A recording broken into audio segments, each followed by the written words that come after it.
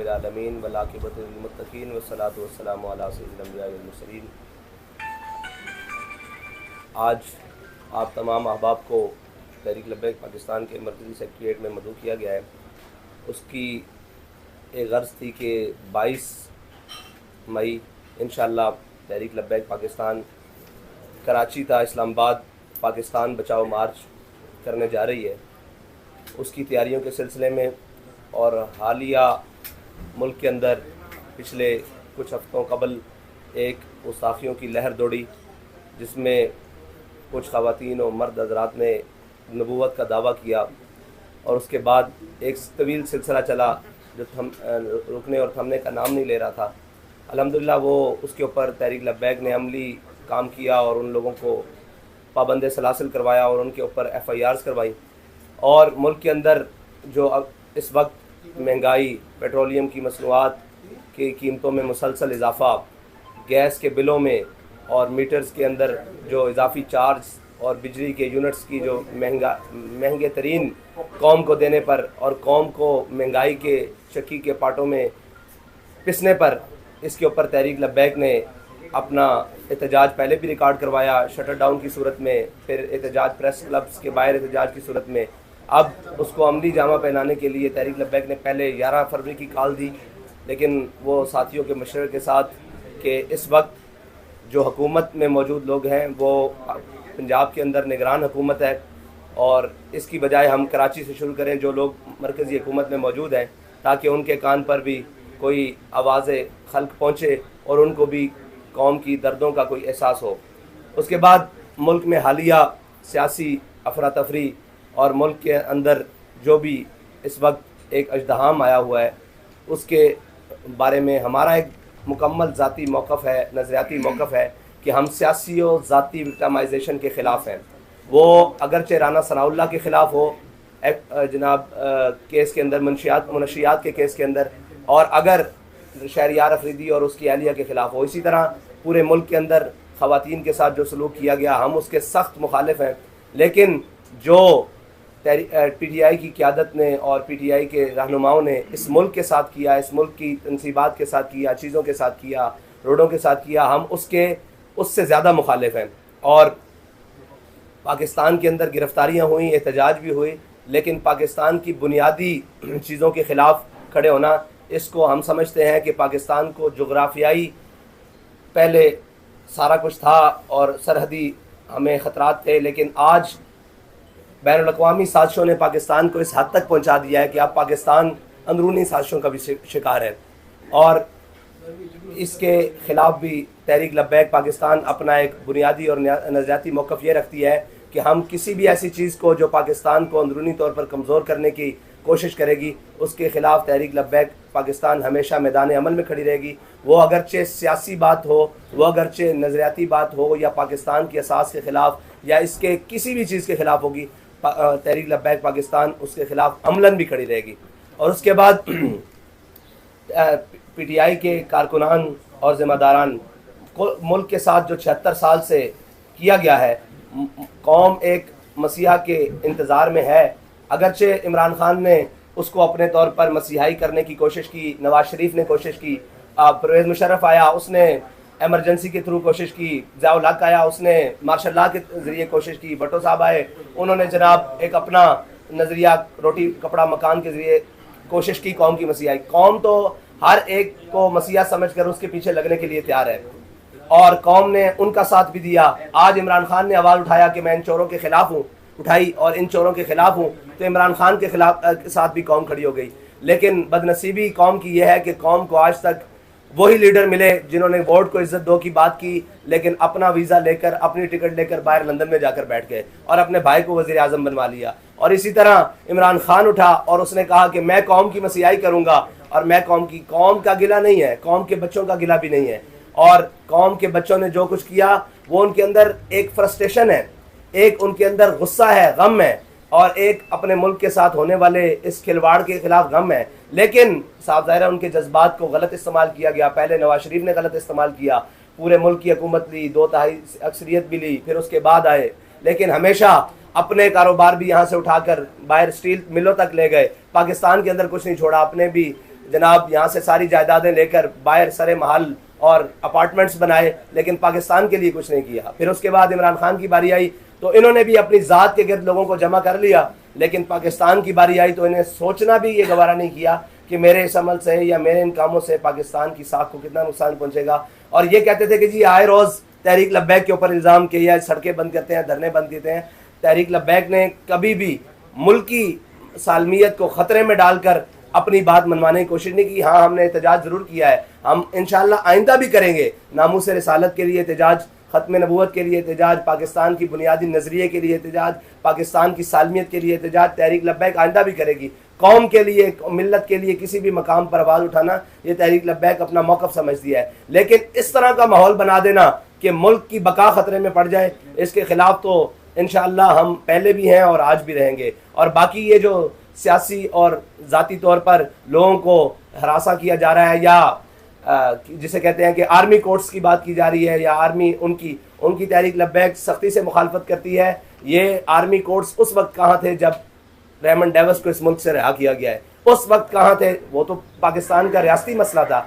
General Joseph को जब यहाँ से निकाला गया उस वक्त ये आर्मी कोर्ट्स कहाँ थे? ये सिविलियंस का मसला है, इसको पाकिस्तान के कोर्टों के सुपुर्द करना चाहिए। हाँ, उसकी जो भी वो अदालती मामलात हैं उनको शफाफ बनाना चाहिए। एक मजिस्ट्रेट से लेकर सुप्रीम कोर्ट की बिल्डिंग तक अगर इस मुल्क में मौजूद है और अगर ये इंसाफ नहीं दे सकते तो फिर इनको किस लिए रखा हुआ है? इतना बड़ा इदारा मौजूद है, इसलिए इदारों की लड़ाई में पाकिस्तान का नुकसान न करें। पीडीएम और एस्टेब्लिशमेंट एक तरफ खड़ी हो गई है, अदलिया और पीटीआई एक तरफ खड़ी हो गई है, तो पाकिस्तान कहाँ है? पाकिस्तान की बुनियाद कहाँ है? पाकिस्तान का आइन कहाँ है? ये सारी चीज़ें कहाँ हैं? तो तहरीक लब्बैक पाकिस्तान के साथ खड़ी है, आइन के साथ खड़ी है और तमाम इदारों को भी ये कहती है कि आपकी वकार और आपकी इज्जत पाकिस्तान के साथ खड़े होने के साथ है, ना कि किसी के साथ ज़ाती पसंद और नापसंद और ना कि वक्ती मफाद के साथ किसी के मौक़िफ़ की हिमायत करने के साथ है। हाँ, जिन्होंने जुर्म किया है वो क़यादत हो, वो जनाब जिम्मेदार तो क़यादत है, उनको पकड़ें, उनके जनाब रहनुमाओं को पकड़ें, लेकिन कौम के बच्चों के साथ बिल्कुल भी ऐसा सलूक ना करें कि वो कहीं जनाब बददिल होकर किसी और रास्ते की तरफ जाएं। यही हमारी पहली बुनियादी गलतियां थी और जो गलतियों ने हमें बलूचिस्तान में वो दिन दिखाने पड़े, खुदा न खास्ता कि अब बलूचिस्तान में अफरा तफरी फैली। फिर यही वो दिन थे जिन गलतियों की वजह से सिंधी भाइयों ने सिंधु देश का नारा लगाया और पख्तूनों ने एक उस तरफ तालिबान स्टाइल में उधर जाने की कोशिश की और एक मुल्क के खिलाफ। तो हम ये कहते हैं कि अपने बच्चों के खिलाफ अगर कोई कार्रवाई जो जुर्म जिनसे हुआ है या जो मुलविस है उनको लाएं, उनका ट्रायल करें, उनको कोर्ट्स में लाएं, उनको जनाब सजा दें। लेकिन इस तरह मजमूई तौर पर कौम को पीसना, ये इसके हम मुकम्मल खिलाफ है, क्योंकि हम तहरीक लब्बैक 5 क्रैकडाउन बर्दाश्त कर चुकी है। हमें पता है कि इसकी कीमत क्या देनी पड़ती है, घर वालों को क्या देनी पड़ती है, बच्चों को क्या देनी पड़ती है, ख़वातीन को क्या देनी पड़ती है, इसकी कीमत तालीम को क्या देनी पड़ती है, सेहत को क्या देनी पड़ती है। इसलिए हमें सब के खिलाफ है। इंशाअल्लाह तहरीक लब्बैक पाकिस्तान 22 मार्च को भरपूर कराची से इस्लामाबाद मार्च करेगी और अपने मुतालबात इंशाअल्लाह हुकूमत वक्त से मनवाएगी। अच्छा, रिजवी साहब ये बता दें कि आप क्योंकि पीडीएम में नहीं शामिल है जी, तो आपको ये पता होना चाहिए कि दफ़ा 144 लगी है और सरकारी मशीनरी जो है हुकूमत आपके खिलाफ इस्तेमाल करेगी। दफ़ा 144 सिंध में नहीं लगी हुई अभी तक, आपकी इस्लामाबाद में लगी है। इंशाल्लाह जब तक हम वहाँ पहुँचेंगे इस्लामाबाद के हालात हमारे आने से निकलने से बहुत बेहतर हो जाएंगे। साहब ये बताएं कि आपने कहा कि जो सियासी जमातें हैं उस हवाले से मैं बात करना चाह रहा हूँ कि अगर कोई शख्स इद्दत में खतून से शादी कर लेता है, उस हवाले से मजहबी हवाले से क्या आप कहते हैं, और उसी शख्स की अगर बेटी जो ट्रिया है उसके साथ अगर उसको ना रखा जाए उस हवाले से इस्लाम क्या कहते हैं? इस हमारे मुफ्तियान किराम ने इसके ऊपर फतवा दे दिया हुआ है। ये बड़ा हसास और नाजुक मसला है। मैं ये समझता हूँ कि आप मजहबी तौर पर इसको इस्तेमाल करके इमरान खान के खिलाफ न जाए। इमरान खान की और बहुत बड़ी गलतियाँ हैं जिनको लाया जाए। इसमें तो इमरान खान अगर तौबा कर लेगा तो उसको माफ़ी मिल जाएगी, फिर हम क्या करेंगे। मसला यह है कि उसने बुनियादी कौम के साथ जो किया है उन पर बात की जाए। ये तो उसका अपना ज़ाती मसला है जिसको मुफ्तियान से आकर समझा सकते हैं। आपने ये कहा है कि जब हम इस्लामाबाद तक पहुँचेंगे तो जो दफ़ा 144 लगी हुई है वो ख़त्म हो जाएगी, तो क्या कहीं कोई बैकडोर को रास्ते हैं या कोई इशारा है? जैसे कि अक्सर आप पे इल्ज़ाम लगाया जाता है कि एक ऐसी जमात है जो किसी को इशारे पे चलती है या इसको सिर्फ इसी तरह की जो हरकत हैं उसके लिए खड़ा किया गया, क्या कहेंगे? देखें, तहरीक लब्बैक ये समझती है कि मुल्क में हर वक्त तो नहीं 144 लग सकती ना, मुल्क में वो वक्ती तौर पर लगाई गई है और पहले भी लगती रही है कुछ दिन के लिए, तो ख़त्म हो जाएगी। तो अभी बहुत सारे दिन पड़े हैं हमारे इस्लामाबाद पहुंचने तक, और इंशाल्लाह तहरीक लब्बैक ने कभी ऐसा कोई काम नहीं किया जिसकी वजह से दफ़ा 144 को बरकरार रखा जाए। जनरल इलेक्शन को भी आपने अपनी इस मुहिम का हिस्सा बनाया है कि आप ये भी चाहते हैं, डिमांड है आपकी जनरल इलेक्शन के हवाले से भी? जनरल इलेक्शन के हवाले से हमारी ये डिमांड है कि इलेक्शन इकट्ठे हों और अपने वक्त पर हों। जब इंशाल्लाह ये हुकूमत की मुद्दत पूरी हो जाएगी फिर इंशाल्लाह उसके ऊपर भी बात होगी। अच्छा आप साहब ये बताइए, एक शख्स झूठा हो, ज़हनी तवाज़ुन ठीक ना हो, जानी भी हो और गैरुल्लाह को सजदे भी करता हो, तो आप समझते हैं कि ऐसे शख्स की अताअत करना हलाल है या हराम है? मज़हबी पॉइंट ऑफ व्यू से क्या कहते हैं? मजहबी पॉइंट ऑफ व्यू से ये जो सारे इल्ज़ाम लगाए हैं ये जब साबित हो जाए तो फिर तो हलाल नहीं है, लेकिन जब तक साबित ना हो और जब तक उसका मौक़िफ़ ना सुना जाए उस वक्त तो नहीं कहा जा सकता ना कि ये तो उसके ऊपर सरासर इल्ज़ाम है। भाई अगर आप इमरान की बात कर रहे हैं तो इमरान के ऊपर और बहुत सारे जुर्म है जिनका आप नाम लें। उसमें सबसे बड़ा जुर्म यह है कि उसने आसिया मसीह को इन कोर्टों के जरिए रिहा करवा कर फ्रांस में जाकर प्रेस कॉन्फ्रेंसें की हैं। उसने उस शाकान रसूल के ऊपर लब्बैक या रसूलल्लाह कहते हुए अपने दौर में 53 लोगों को शहीद करवाया है। उसने बहुत सारे ऐसे काम किए हैं। उसने करतारपुर की राहदारी कादियानियों के लिए खोली है। ये बहुत लंबा केस है, आप उसके बुनियादी उसके ऊपर आए जिसके ऊपर उसने काम किया है। ये तो उसके जाती मामलात है ना, जाती मामलात के ऊपर हम गुफ्तगू नहीं कर सकते।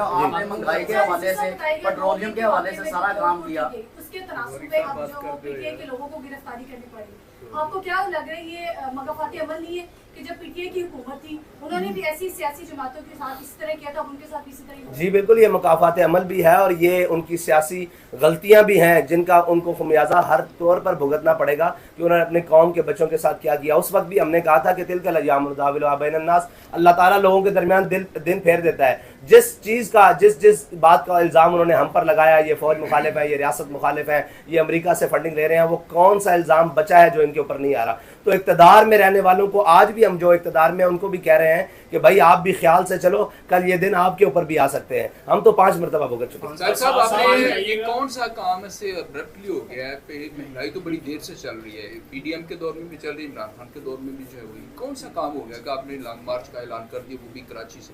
भाई हमने तो इसका ऐलान पहले 3 महीने से तैयारी की है और सबसे पहले हमने शटर डाउन की आपको बताया कॉल दी है और ये साफ ज़ाहिर है काम हो नहीं गया। पेट्रोल की कीमत जो 2 गुना से भी ज़्यादा बढ़ गई है, बिजली की जी अब तो कम कर नहीं, ये तो मजाक है ना कौम के साथ के मतलब 30 रुपये 25 रुपये बढ़ाकर 12 रुपये कम कर देना, 20 रुपये बढ़ाकर 10 रुपये कम कर देना। 12 फरवरी को जब हमने ऐलान किया था उस वक्त पेट्रोल की कीमत 249 रुपये थी, आज 270 रुपये है। आप ये देखें ये कौम के साथ मजाक है। और इसी तरह डीजल की कीमत उस वक्त आज से 10 या 15 रुपये कम थी जो इन्होंने बैक वक्त 30 रुपये कम किया। तो ये तो कौम के साथ मजाक है कि कोई एहतजाज के लिए निकले तो आप फ़ौरन 10 रुपये 5 रुपये कम कर दें और जब कोई ना बोले तो आप 15-20 रुपये बढ़ा दें। अच्छा हम बताइएगा, कौम की बेटियों को तो सड़कों पर लाया जा रहा है जबकि खुद अपनी जो बीवी है उनको 7 पर्दों में अदालत में लाया जा रहा है। ये तो कौम को सोचना चाहिए ना, ये कौम को सोचना चाहिए कि उनकी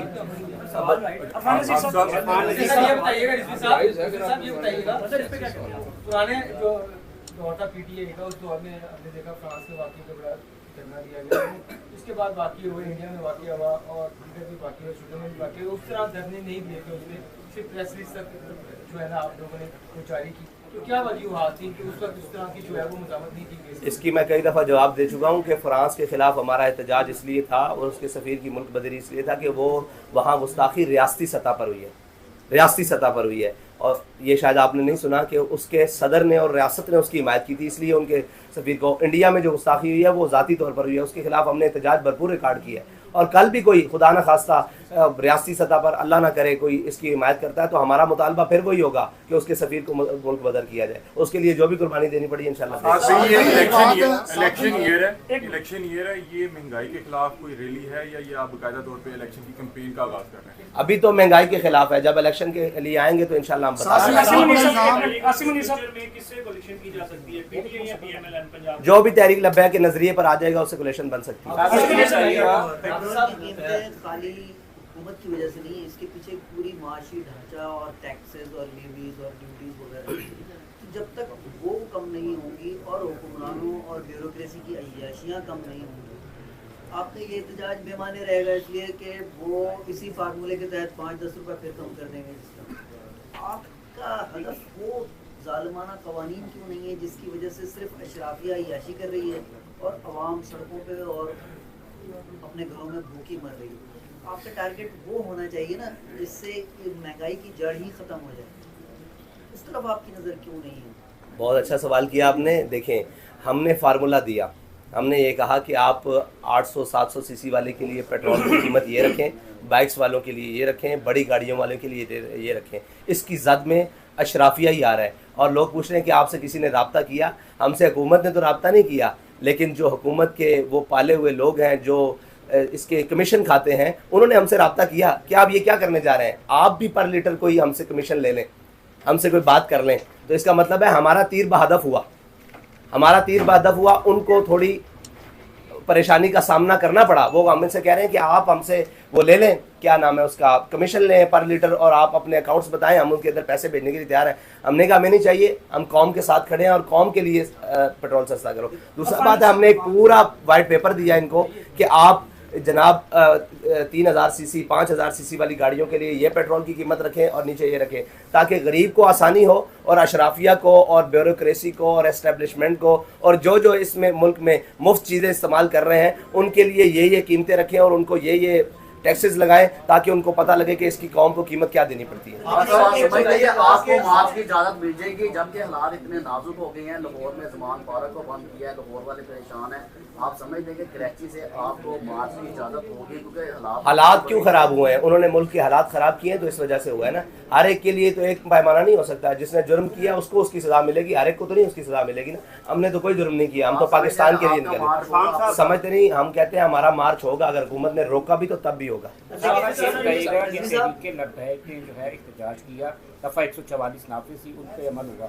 जबकि पीडीएम ने हालिया सुप्रीम कोर्ट के बाहर एहतजाज किया, दफ़ा 144 नाफिज थी, लेकिन उनके साथ तो कोई ये तो दोहरा कानून हम कह रहे हैं ना कि पीडीएम ना इख्तियार करे। और मेरे ख्याल से उन्होंने जंगले भी फैलांगे हैं, उन्होंने जनाब सुप्रीम कोर्ट की बाहर जाकर घेराव भी किया है। तो हम तो इसके सख्त मुखालिफ हैं, इसके सख्त मुखालिफ है, इसलिए कि जनाब जब उनके लिए एहतजाज मना है और सुप्रीम कोर्ट के बाहर जाना मना है, तो इनके लिए दो कवानीन पाकिस्तान के अंदर बैक वक्त ना दिखाएं जिससे किसी के बयानियों को फ़ायदा हो। अकल का इस्तेमाल करें और फाहम फरासत का इस्तेमाल करें और पाकिस्तान को बेहतरी की तरफ लेकर जाएं, ना कि अपनी ज़ाती मफादात की तरफ लेकर जाएं और ज़ाती बका की तरफ लेकर जाएं। सब ये बताइएगा कि आपका ये जो मार्च है ये कराची से 22 को शुरू होगा और कब पहुंचेगा, कितने दिनों में इस्लामाबाद पहुंचेगा, और दूसरा ये भी बता दीजिएगा कि ये आगे जो धरने की शक्ल ये तैयार कर सकता है, कितने दिन का शेड्यूल इसका बता। जी, हमारा रूट प्लान मौजूद है, वो आपको दे दिया जाएगा सोशल मीडिया और मीडिया के जरिए भी, और पेपर्स में भी इंशाल्लाह रूट प्लान वो सारी चीज़ें हैं जीटी रोड के थ्रू आ रहे हैं। और दूसरी बात है कि आपने कहा कि धरना और ये वो, जब तक हमारे मुतालबात ना माने गए इंशाल्लाह हम रोड पर रहेंगे अपनी बात। ये मार्च जो आप कर रहे हैं इसमें बाकी जमातों को आप शामिल करेंगे या सलाह आम है याराने नुक्तादान के लिए? आपका क्या प्रोग्राम है? जी, अब तक तो तहरीक लब्बैक के ज़ेरे तमामी है। साहब आपके जो मुतालबात हैं वो सिर्फ महंगाई तक महदूद है या इलेक्शन की भी कोई डिमांड है कि बस इलेक्शन जब मुद्दत पूरी हो जाएगी असम्बली की, उस वक्त फिर हम आपको बताएंगे। लास्ट क्वेश्चन इरफान नज़ीर साहब, इरफान साहब लास्ट क्वेश्चन। इस वक्त इमरान खान की एस्टैब्लिशमेंट से लड़ाई हो रही है और जाहिर है आप एस्टैब्लिशमेंट के खिलाफ हैं। इस बुरे वक्त में अगर एस्टैब्लिशमेंट आपको शाखे जतूल पेश करती है और इस मुश्किल से निकालने के लिए आपसे कोई तामल चाहती है, तो क्या आप लॉन्ग मार्च के जरिए जो इमरान खान का ये एक है इंतशार, उसकी तवज्जो बटाने के लिए एस्टैब्लिशमेंट की मदद करेंगे? देखिए जी, हम हरगिज़ उस किसी की मदद नहीं करेंगे जिसका आइनी हक पाकिस्तान में अपनी हुदूद से बाहर जाता है। हम हर वक्त हर लम्हा पाकिस्तान की मदद करेंगे। पाकिस्तान के लिए हमारे खून की भी ज़रूरत होगी तो हम देंगे, हमारी जान की ज़रूरत होगी, माल की ज़रूरत होगी, हम देंगे। एस्टैब्लिशमेंट को हम कहते हैं कि आपका वक्त और आपकी हुदूद ये है कि आप बॉर्डरों पर जाएं और अपना काम करें और बंद कमरों में फैसले नहीं करें। ये हमारा बुनियादी मौक़िफ़ है। और दूसरी बात रही कि इमरान खान को कहते हैं कि इस पाकिस्तान के ख़िलाफ़ उस हद तक ना जाओ कि कल को जिस पाकिस्तान के ख़िलाफ़ तुम इस तरफ जा रहे हो इसकी बका भी जनाब ख़तरे में चली जाए। तो अपनी सियासत करनी है, अपनी चीज़ें करनी है, अपनी हुदूद में हुदूद को ना फैलाओ, अपने और पराये की तमीज़ को ख़त्म ना करो। अपनी लड़ाई को अगर लड़ना है तो अपने कंधों पर लड़ो, ना कि कौम के बच्चों का इस्तेमाल करके। जब भी इलेक्शन कंटेस्ट करती है तो इनका वोट बैंक कभी भी इनके जो कैंडिडेट्स हैं उनको जितवाने में मददगार साबित नहीं होता। उसके कंपैरेटिव में साबित होता है कि कोई ना कोई पार्टी हरवा दी जाती है या उसकी कहीं पर एडजस्टमेंट की जाती है। तो आपके साथ खास तौर पर ये मामला है कि आपके कैंडिडेट 10,000 या 11,000 या 12,000 का वोट बैंक लेके दूसरी पार्टी को डैमेज कर रहे हैं और फौज कंसिडर करती है कि जी इनको इस तरह अकोमोडेट किया जाए कि लोग अकोमोडेट होते हैं। तो क्या आप कहीं ना कहीं पे अपने आप को एडजस्ट करने के लिए, सिस्टम में आने के लिए क्या प्ले आपके पास प्ले किया, आपके पास माइंड किया कि किस पार्टी के साथ मिलकर चलेंगे? हम सिस्टम में आने के लिए 100 साल भी मेहनत करनी पड़ी तो इंशाल्लाह करेंगे अपने बुनियादी नज़रिए के ऊपर। और आपने कहा कि अगर वोट को बढ़ाने के लिए इंशाल्लाह हमारा जब नज़रिया कौम के पास पहुंचेगा और इन्हें पता लगेगा कि ये कौम की मुखलिस की आदत है तो मजहबी जमातों को वोट डलता है। लेकिन वो लोग जो आलमी इस्टेब्लिशमेंट के मोरे हैं और उनकी मुदाखलत है, वो ये नहीं चाहते कि इस कौम को मुखलिस लीडर मिले और इनकी बात समझने वाले और कौम के अंदर से लोग मिले। बहुत शुक्रिया।